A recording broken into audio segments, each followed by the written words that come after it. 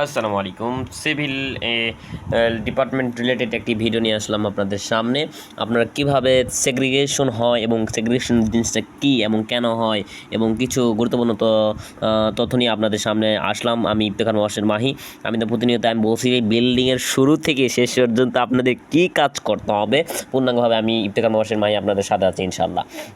আমি আস্তে আস্তে ভিডিও ছাড়তেছি, কিন্তু ভিডিওগুলো হচ্ছে আমাদের পূর্ণাঙ্গভাবে উল্টাপাল্টা হয়ে যাচ্ছে, এটা সমস্যা। আমি পরে আপনাদের আমি প্লে লিস্ট আকারে করবো ইনশাল্লাহ, আপনারা দেখে করতে পারবেন। কিন্তু কারণ উল্টাপাল্টা কারণ হচ্ছে আমি এক এক সময় এক এক ভিডিও করি, হুট করে তো পূর্ণাঙ্গভাবে ভিডিও করলে আমার অনেক সময় লেগে যাবে। কারণ ওই জায়গা হচ্ছে ধরেন গ্রেড বিম সম্পর্কে একটা, কিন্তু আমি আমার যে সাইডটা চলতেছে ওই সাইডে তো আমি তো গেট বিম নাও পেতে পারি, ধরেন ওখানে স্ল্যাবের কাজ হচ্ছে, সেই ক্ষেত্রে পূর্ণাঙ্গভাবে দেওয়া যাচ্ছে না। এই জন্য আমি হচ্ছে আজকে সেগ্রিগেশন অর্থাৎ বিমের সেগ্রিগেশন বা হানিকম্প হয় কেন, সেগ্রিগেশন বা হানিকম্প হয় লেখা আছে, কী লেখা আছে এখানে আমি লিখছি। সেগ্রিগেশন হলো সিমেন্ট, বালি, ব্রিক বা খোয়া বা ব্রিক চিপস বা পাথর, স্টোন, পাথর আলাদা হওয়ার বোঝাকে। এটা মূলত হচ্ছে সেগ্রিগেশন হয় মূলত হচ্ছে আমাদের ভারী জিনিসগুলা, অর্থাৎ হচ্ছে আমাদের ভারী জিনিসগুলো নিচে থাকে এবং হচ্ছে তরল জাতীয় হচ্ছে সিমেন্টের স্লারি বলা হচ্ছে, ওয়াটার সিমেন্ট, ওয়াটার যেটা আমরা হচ্ছে কংক্রিটে মিশাই, ঠিক আছে, কংক্রিটে মিশাই, মানে কংক্রিট তৈরি বা মশলা তৈরি করতে আমরা যখন তৈরি করি তখন হচ্ছে যে সিমেন্টের যে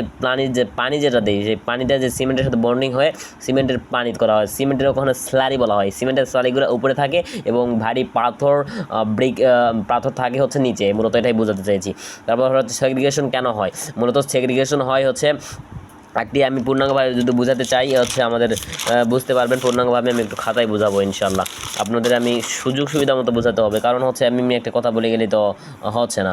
এটি একটি আমাদের হচ্ছে পিলার, আমাদের হচ্ছে পিলার অর্থাৎ হচ্ছে কলাম। ধরেন এটা হচ্ছে আমাদের কতই আছে, কত আছে, 12 ফিট আছে।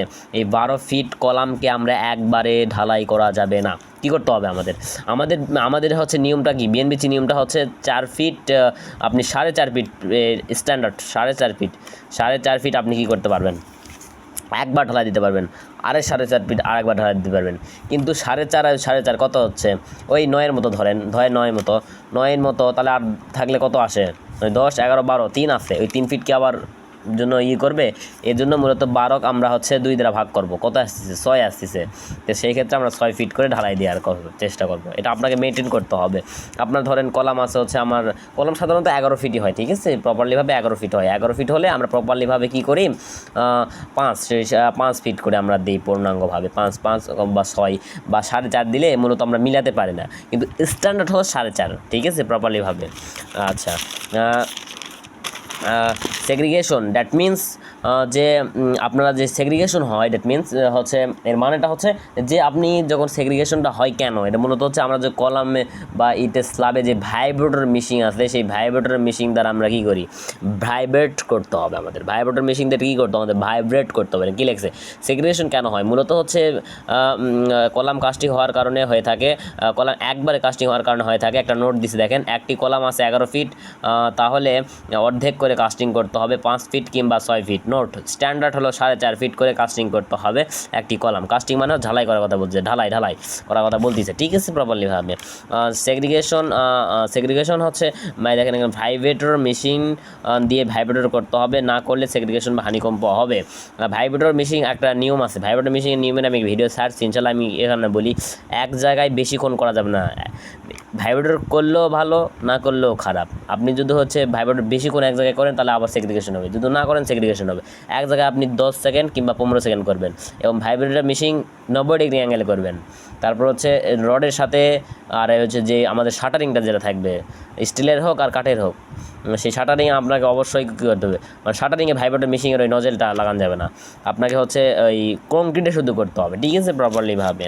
আচ্ছা, কলামের শাটারিংয়ের লিকেজ দিয়ে, মানে কলামের শাটারিংয়ের যে চারপাশে একটু ফাঁকা ফুকা থাকে সেটা আপনাকে পূর্ণাঙ্গভাবে করতে হবে। তারপর হচ্ছে আপনার যে একটা পাওয়া যায়, ফোম পাওয়া যায়, স্টিলের শাটারিং হলে ফোম ইউজ করা হয়, ঠিক আছে, ওই ফোম 4 সাইডে দিয়ে দিবেন, সব জায়গায় দিয়ে দিবেন, তাহলে আর লিকেজ থাকবে না। এই লিকেজ দিয়ে সিমেন্টের স্লারিটা বের হয়ে যাওয়ার কারণে সেগ্রিগেশন হতে পারে, ঠিক আছে। আর কাঠের যে স্টিল শাটারিং করা বেশি ভালো, কারণ কাঠ হচ্ছে আপনার পানি শোষণ করে, কিন্তু স্টিল পানি শোষণ করে না। পানি শোষণ করলেই তো সেগ্রিগেশন হবে, এটা তো আমাদের জানতে হবে, ঠিক আছে। কংক্রিট বা মশলা আপনাকে হচ্ছে 1.5 মিটার উঁচু থেকে ফেলতে হবে। 1.5 মিটার আমি একটি স্ট্যান্ডার্ড বলে দিচ্ছি আমার অনুযায়ী। আপনাকে প্রপারলিভাবে কী করতে হবে, যে আপনাকে দেখতে হবে যে যদি মানে বেশি উঁচু থেকে না করে, বেশি উঁচু থেকে হলে সেগ্রিগেশন হয়ে যাবে, ঠিক আছে। আপনাকে উঁচু থেকে ফেলতে হবে, বেশি ফেলা যাবে না। তারপর রেশিওটা সঠিক রাখতে হবে, ওয়াটার সিমেন্ট রেশিও সঠিক রাখতে হবে। ওয়াটার সিমেন্ট হচ্ছে পানির পরিমাণ, আপনি পানির পরিমাণ বেশি দিলে তো সেগ্রিগেশন হবেই, কম দিলে তো সমস্যা হবেই, আপনাকে সঠিক অনুপাতে দিতে হবে। তারপর রেশিওটা আমাদের ঠিক রাখতে হবে। রেশিও হচ্ছে মূলত এখানে লিখে রাখিনি 1/3 আমরা সাধারণত দিই। আর আর একটি কথা না বললেই নয়, যে আমরা অনেকেই দেখি যে হচ্ছে যেখানে একটু বোঝানোর চেষ্টা করি, যে অনেকে বলে পাথর ব্যবহার করব না, হচ্ছে ব্রিক্স ইউজ ব্যবহার করবো। পাথর মানে হচ্ছে স্টোন, যেটা স্টোন আছে, আর ব্রিক্স ইউজ মানে হচ্ছে খোয়া। তাহলে আপনাকে অবশ্যই বলবো যে পাথর ইউজ করবেন, কারণ হচ্ছে খোয়া হচ্ছে পানি শোষণ করতে পারে, কিন্তু পাথর পানি শোষণ করবে না। পাথরের স্ট্যান্ডটা ভালো, কিন্তু খোয়ার স্ট্যান্ড ওই পাথরের মতো না, এটা হলো মূল কথা, ঠিক আছে। আচ্ছা, চলে গেল। তারপর হচ্ছে আমরা লিন্টেল সম্পর্কে আলোচনা করবো। লিন্টেল কেন দেওয়া হয়, লিন্টেল কী, লিন্টেল কেন দেওয়া হয়, লিন্টেল কেন দেওয়া হয়। সাধারণত হচ্ছে আরসিসিতে, কারণ আরসিসিতে লিন্টেল দিবেন না সিসি লিন্টেল দিতে হবে আপনাকে। আরসিসি মানে সিমেন্ট কংক্রিট, আরসিসি মানে রেইনফোর্সমেন্ট সিমেন্ট কংক্রিট, মানে রড থাকবে। সাধারণত গাঁথনির ক্ষেত্রে উপরে গাঁথনি ভার নিচের গাঁথনি নিয়ে থাকে, কিন্তু যেখানে দরজা মূলত হচ্ছে উপরে গাঁথনি ভার নিচের গাঁথনি নিয়ে থাকে, যেখানে দরজা বা জানলা রাখার প্রয়োজন হয় সেখানে তো ফাঁকা থাকে, সেই জায়গায় হচ্ছে আমরা সিসি বা আরসিসি মেম্বার তৈরি করি, ওটাই হচ্ছে আমাদের লিন্টেল। আপনি একটু পরে দেখবেন, আমার অত ভিডিও একটু লং হয়ে যাচ্ছে। তারপর ধরেন হচ্ছে একটি 12 ফিট একটি উচ্চতা বিশিষ্ট একটি দেওয়াল, সেখানে 12 ফিট একটি উচ্চতা বিশিষ্ট একটি দেওয়াল, সেখানে 4.5 ফিট এর পুরো দেওয়াল জুড়ে আরসিসি ঢালাই দেওয়া হয়। মূলত হচ্ছে এখানে বোঝাতে চাইছে আপনার হচ্ছে দেওয়ালের উচ্চতা হচ্ছে ধরেন 12 ফিটে কখনো আপনি ডিপিসি দেননি, তারপর ডিপিসি কিনে নেবো, সমস্যা নেই, ডিপিসি দেননি, তারপর হচ্ছে আপনি দেননি, কী বলে, লিন্টেল দেননি, কিছুই দেননি, তাহলে সেক্ষেত্রে আপনি হচ্ছে তাহলে তো আপনার দেওয়াল তো এমনি ভেঙে পড়ে যাবে। আর শুধু কলামে শুধু দেওয়াল শুধু ইট দিয়ে খালি গাঁথনি করেন 12 ফিট পর্যন্ত, তাহলে থাকবে না। এজন্য আপনাকে হচ্ছে 8 ফিট পুরো দেওয়াল জুড়ে আরসিসি একটি ঢালাই দেওয়া হয়, ওটা হচ্ছে আপনার মানে হচ্ছে লিন্টেল বলতে পারবেন। এবং লিন্টেলে আরসিসি দিতে হবে, সিসি দেওয়া যাবে না। ইটের গাঁথনি রেশিও কত, দেখেন ইটের গাঁথনি রেশিও কত, আমি অত পড়ানোর সময় নেই, দেখতে পারেন। তারপর নোট কি দেওয়া আছে দেখবেন। আর তারপর হচ্ছে ডিপিসিটা বোঝায়। ডিপিসির ফুল মিনিং হলো ড্রাম প্রোব কোর, আর্দ্রতা প্রতিরোধী স্তর। সাধারণত এটা হচ্ছে ইটের গাঁথনির ধরেন ফ্লোরের মেঝে থেকে 5 ফিট বা 3 ফিট পর, 3 ফিট না 2 ফিট বা 3 ফিট, হ্যাঁ 3 ফিট পর মূলত হচ্ছে একটি ঢালাই দেওয়া হয় 3 ইঞ্চি কিংবা হচ্ছে 3 ইঞ্চি, সাধারণত 3 ইঞ্চি আমরা ঢালাই দিয়ে থাকি ডিপিসি, ঠিক আছে। কেন দেওয়া হয়, মানে হচ্ছে নিচের যে আর্দ্র থাকে, জলীয় অংশ থাকে, সেই অংশটা ইটের গাঁথনি থেকে আস্তে আস্তে পুরা দেওয়ালে সরে যেতে চায়। এজন্য ওখানে যখন আমরা হচ্ছে মানে হচ্ছে আমরা দিব, মানে কংক্রিট ঢালাই করবো, সিসি করবো, তখন হচ্ছে তাহলে আর মূলত হচ্ছে আপনাদের মনে রাখতে হবে ইট পানি শোষণ করে, কিন্তু কংক্রিট তেমন পানি শোষণ করে না। কংক্রিটের চেয়ে ইট পানি বেশি শোষণ করে, এই জন্য ওখানে আমরা সিসি দিই, ঠিক আছে, প্রপারলিভাবে। তারপর হচ্ছে আর কি যে বুঝাই প্রপারলিভাবে হচ্ছে আপনাকে ব্যাপারগুলো বুঝতে হবে। বিল্ডিংয়ের সবগুলো জিনিসই আপনার অনেক গুরুত্বপূর্ণ, এবং একদিন এগুলো তো আমরা নিম্ন হলে 1 মাস বা 2 মাস লেগে যাবে গোটা বিল্ডিং সম্পর্কে আলোচনা করতে। ফুটিং থেকে শুরু করে, ফাউন্ডেশন থেকে শুরু করে রূপের সব পর্যন্ত আমি ভিডিওতে বলছি, একটা ভিডিও দেখছেন কিনা জানি না, ভিডিওটা দেখবেন।